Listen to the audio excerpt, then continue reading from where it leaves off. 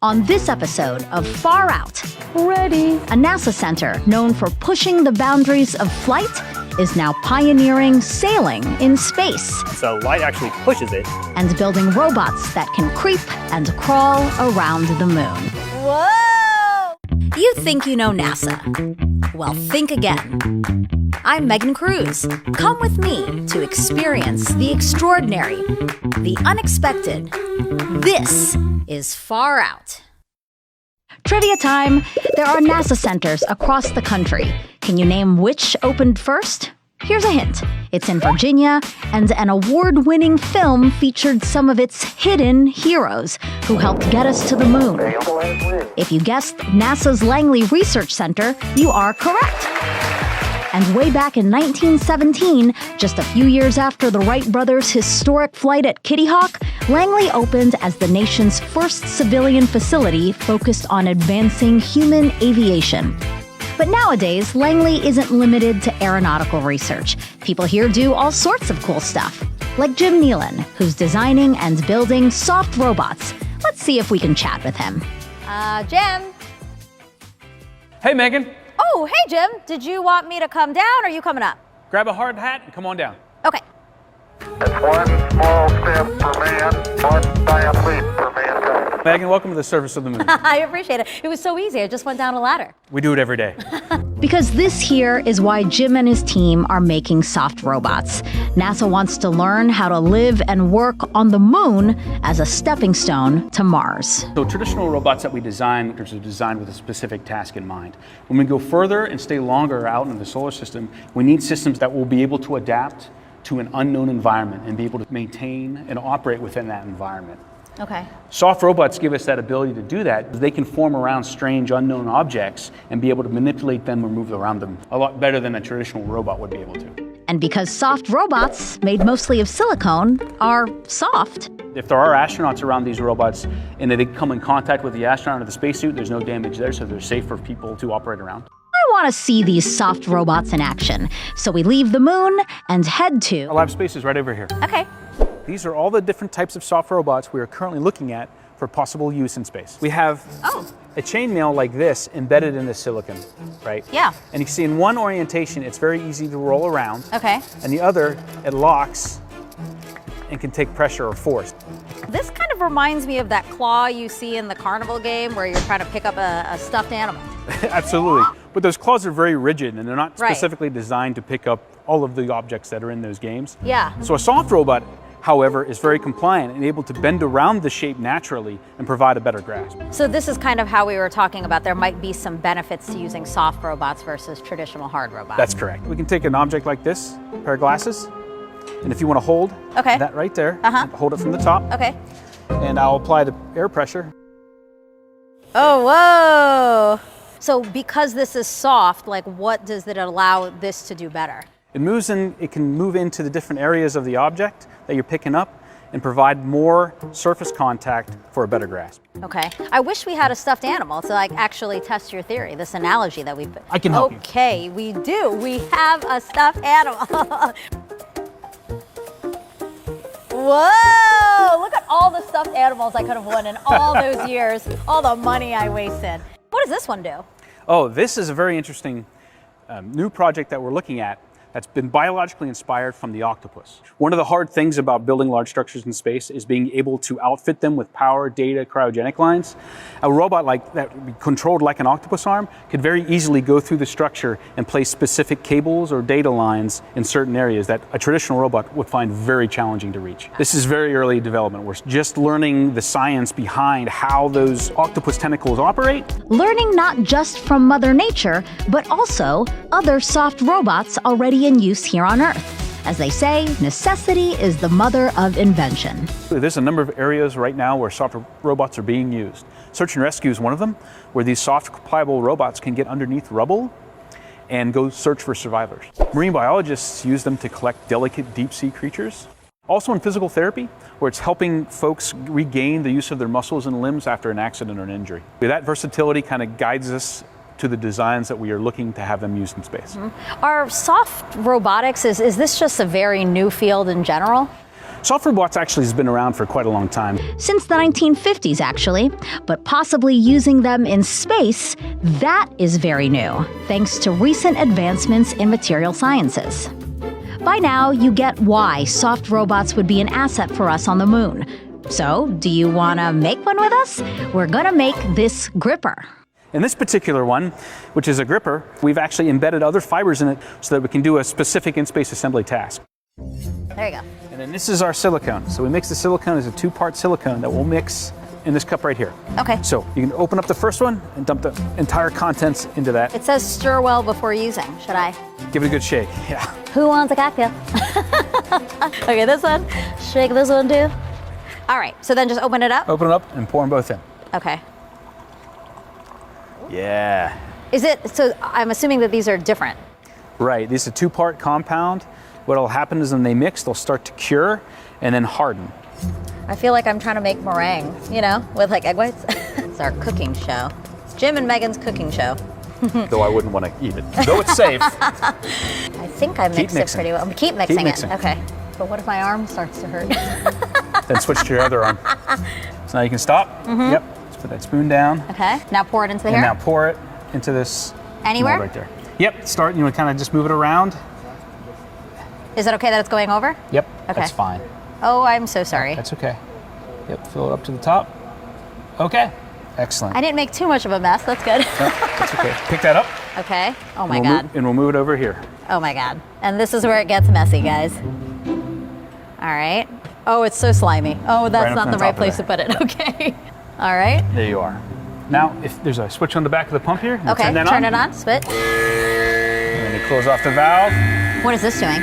This closes the valve, so now it's sucking all the air out of this structure, this dome right here, and degassing the silicone. Why is it important to get the bubbles out? If we don't get all the bubbles out, there'll be bubbles all through the mold, and it's easy to tear and break when we inflate it. While we wait, let's find out how we'll make the gripper grip.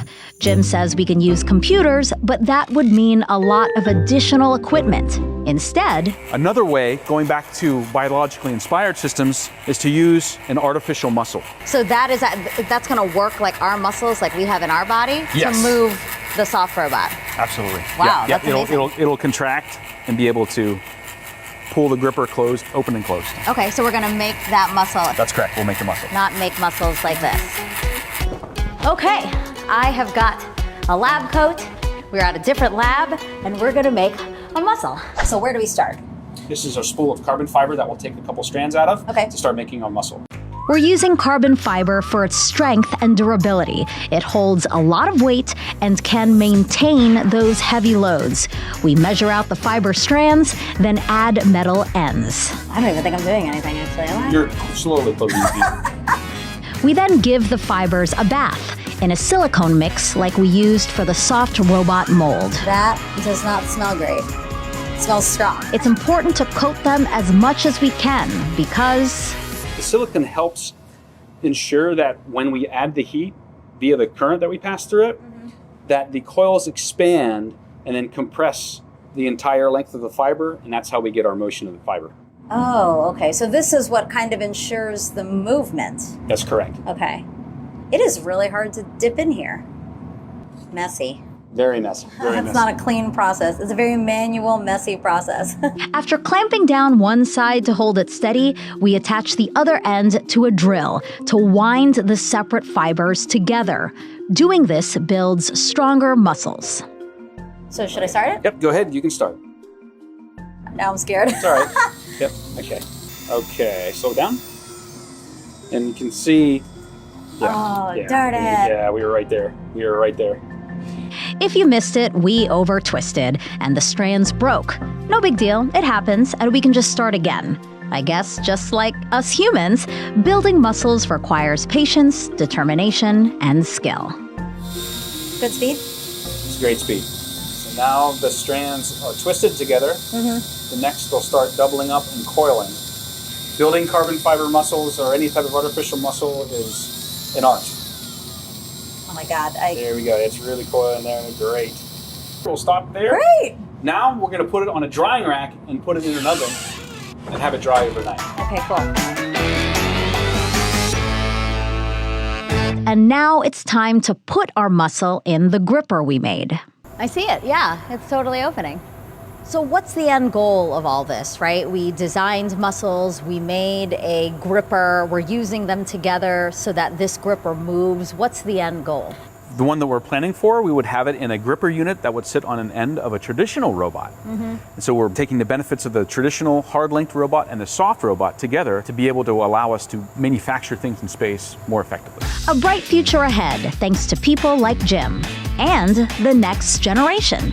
Jim says all the soft robots you see here were made by students. We actually take students from high school level all through PhD. Working with them is fantastic. They really bring in great, different, novel approaches to solving some of these really hard problems. And who knows, maybe the problems we solve for space improve the soft robots we use on Earth. And in that way, NASA continues to explore for the benefit of all. Well, Jim, thanks so much for having us here. It was really cool to see how soft robots are being developed and built here at NASA, and I can't wait to see them used in space. Absolutely. Thank you for coming. We hope you come back soon. Whether it's traveling through deep space or staying nearby in Earth's orbit, a spacecraft needs fuel to propel it and the sun to power it. But what if I told you NASA is looking to use the sun for both power and propulsion? Another team at Langley is working on this bright idea, which could offer a new guiding light in exploration. Oh, fancy meeting you here. Nice to see you. Greg. Thank you so much for having us. Greg Dean is the lead assembly, integration, and test engineer for the Advanced Composite Solar Sail System, or ACS-3. That sail system is what we're now standing in the middle of. And so this is a solar sail. This is a solar sail, yep. So can you tell me about it? So a solar sail is effectively a propulsion system that doesn't actually have its own fuel. Okay. It uses sunlight. And so sunlight will reflect off of these big aluminized membranes. As light bounces off of it, it imparts momentum to the sail. And so light actually pushes it, makes it accelerate. Whoa, so essentially you guys are sailing on sunlight. Yep. That's amazing. Pausing to reiterate that Sailing on Sunlight is not your dad's favorite soft rock album. It's how NASA is trying to make getting to and traveling through space cheaper. The smaller and lighter a spacecraft is at launch, the better. It means a smaller, cheaper rocket to get it into space. The goal is to make it as big as we can, but as light as we can. Greg and the Langley team, along with NASA's Ames Research Center in California, spent 5 years designing and building this solar sail system. It launched in April 2024 from New Zealand, and now here it is, successfully deployed in low Earth orbit. It measures 30 feet by 30 feet, but future solar sails could be much larger. Think the size of a basketball court or even bigger. Either way, the system will need to fold down as much as possible into a box the size of a microwave. So this is the boom, these are the sails, these booms deploy the sails? Yep. Okay. Yep, the booms deploy outward and it drags the sail with it. We have the solar panels here. Okay. Okay. And then if you look down underneath, this black part from about here to here, Right? that is the spacecraft bus itself. From there downward is what we call the sail boom subsystem. And that's where all of this packs into. So all of this actually fits in half of this box. How does all of this pack into that? Very carefully. And it all begins with folding. And since I've folded my share of laundry, origami, bad poker hands, I thought folding what looks like aluminum foil would be a breeze. I was really wrong. This one is absolutely thick, can crease, can hold shape. This doesn't hold shape at all. No, it doesn't. It's too thin. Is it okay that I do this? Yeah, hold up. And so it just doesn't hold shape. Yep. What is this material? So this is made out of what's called polyethylene naphthalate, or PEN. That's so much easier. So all it is a polymerized plastic, similar to like a Mylar party balloon. Okay, It's just very, very thin. It's 1/50th of the hair on your head. 1/50th 1/50th. of a strand of hair. Yep. It's so thin that honestly, if it wasn't metallized, you probably wouldn't even see it. Okay, so listen, my mind was just blown. I think now we need to put one of those mind-blown emojis on the screen here. I'm beginning to think this will be more like folding a fitted sheet. Impossible, but we're gonna give it a shot. And we'll do that inside this special enclosed area where we assemble the sails. All right, let's fold this thing. So just like when you buy a new piece of electronics, we got to peel off the wrapper. Can I peel it off from this side? Absolutely can. Okay. Oh, ah, I thought I ripped it. I had a mini heart attack. So what we're gonna wanna do is pick this up and bring it into our track right here. Okay. And then important thing to point out is it does like to try to roll on itself, so we'll just I try saw to that prevent already. that. Yeah. It is really hard to move this with gloves on because the gloves prevent you from feeling it, and it's already so thin, so it's like you're not touching anything. Now that you've laid down your first layer, Okay. we have these strips of paper. Right, gotcha. So what we're gonna do is we're gonna lay this down in here, Yeah. and then we're gonna Z-fold this, so we'll bring this entire edge back to us. Okay. So does this have to be perfect? No. For what we're doing us, today. Yeah. No, but I mean for like when it flies, right? So already this edge is starting to curl. It's kind of a spectrum, let's say. Okay. It does need to be good enough. Okay. But you know, that's sort of relative because it doesn't hold a crease. That's why Greg says it takes one person, one work week to fold one quadrant. So that's a month to fold an entire sail. This is making me like never want to fold anything ever again. Ta-da!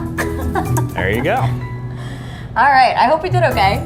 Next up, we'll need to roll the sail around a spool. I'll pull the paper.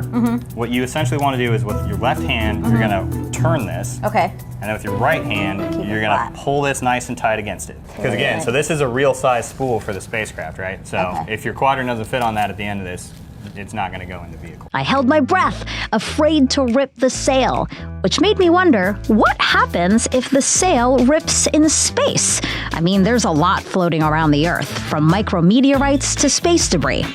Greg says they thought about that too, so built rip stops into each of the quadrants by taking Kevlar thread and gluing it down in a grid pattern. That way, if something were to rip the sail, the tear would stop at the next Kevlar thread. So you lose like a section of your sail, Sure. not the entire quadrant. Hey, look at that!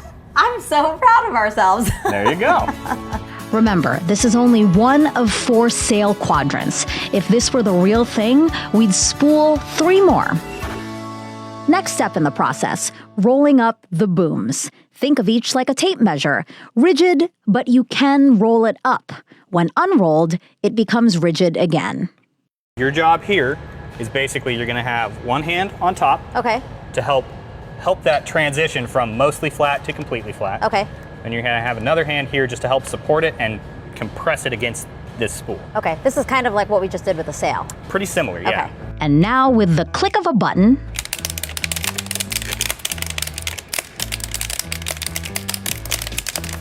Am I doing okay? Yeah, you're doing great. Sounds like popcorn. A little bit. How do I know if I'm flattening it out enough? The ultimate test here is does it fit on this spool by the time we're done? Okay. the boom is made of carbon fiber, which, just like the sail, is also super light. In fact, the full boom for each sail quadrant is 23.5 feet long, and yet that whole thing only weighs 1/3 of a pound. It's not only light, but strong, and resists changing shape. We do not want our booms changing shape as they experience dramatic temperature swings, going from shadow to sunlight several times a day. Ugh. And we're gonna stop there. Perfect timing. There we go. See, and so it's a lot faster because we motorized it. Right. It used to take a long time to do that by hand. Right. And we would damage things. None of what we did today is flying into space. You wouldn't actually let me touch flight material. You know, I might. Would you still have a job after? That's a good question. We secure it, and now, boom, done.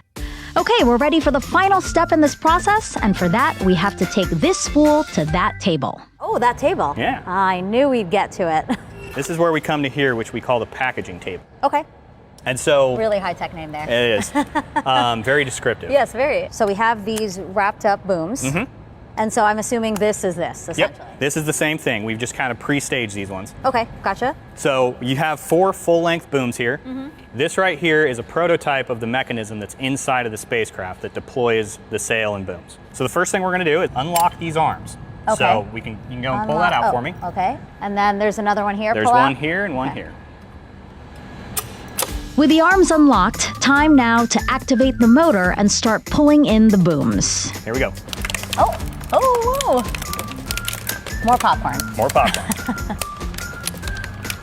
Moving much more slowly than over there. It does, yeah. So it moves slowly here because we typically have more people around monitoring everything and making sure that nothing bad happens. That it's staying on the track? Yeah, that it's staying in track. So how long does this take to get all 4 into the one in the center?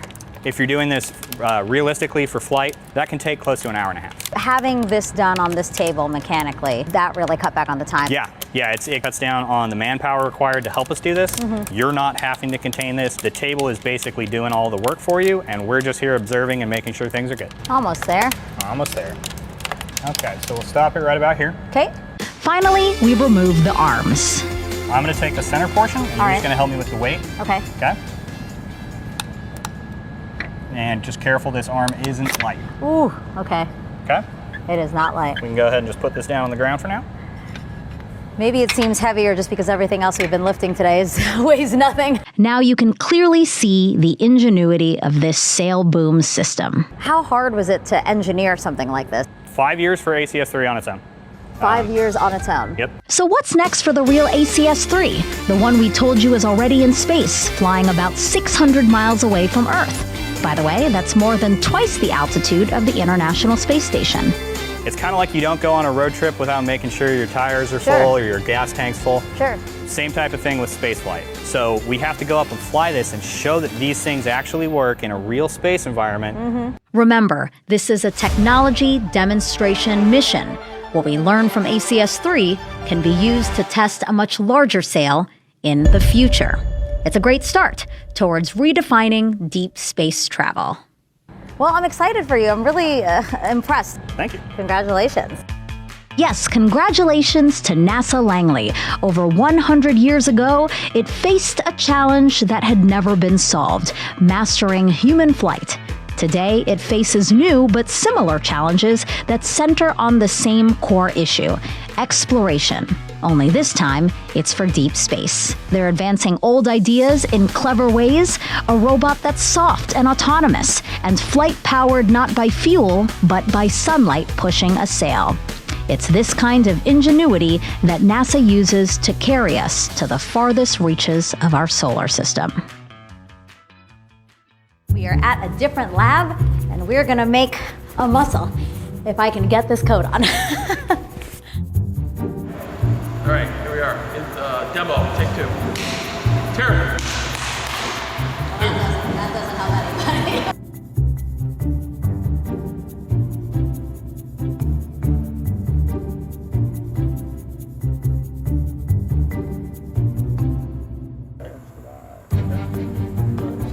I gotcha. All right, I do fit in this small.